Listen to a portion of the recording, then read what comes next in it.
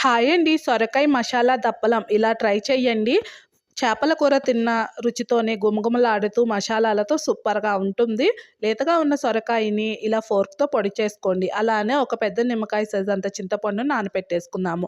ప్యాన్‌లో ఆయిల్ వేసి కొన్ని మెంతులు, ఆవాలు, జీలకర్ర వేసి ఒక హాఫ్ కప్పు పొడవుగా కట్ చేసుకున్న ఉల్లిపాయలు, పచ్చిమిర్చి, కరివేపాకు వేసి ఉల్లిపాయలు కాస్త సాఫ్ట్‌గా అయిపోయిన తర్వాత సొరకాయని వీడియోలో చూపించిన విధంగా కట్ చేసుకొని దీన్ని ఇలా ఫ్రై చేసుకుందామండి. దీంట్లో కాస్త అల్లం వెల్లుల్లి పేస్ట్ వేసేసి పచ్చివాసన పోయి సొరకాయ కాస్త వేగిన తర్వాత తీసుకొని ఉంచుకున్న చింతపండు రసం, తగినన్ని వాటరు, రుచికి తగినంత ఉప్పు, కారం, ధనియాల పొడి, జీలకర్ర పొడి, కొంచెం టేస్ట్ కోసం బెల్లము, గరం మసాలా, కసూరి మేతి వేసేసి ఇలా ఆయిల్ సపరేట్ అయ్యి కూర కాస్త చిక్కగా అయిన తర్వాత కట్ చేసిన కొత్తిమీర వేసేస్తే ఎంతో రుచికరమైన గుమగుమలాడే సొరకాయ చేపల కూర రెడీ అయింది.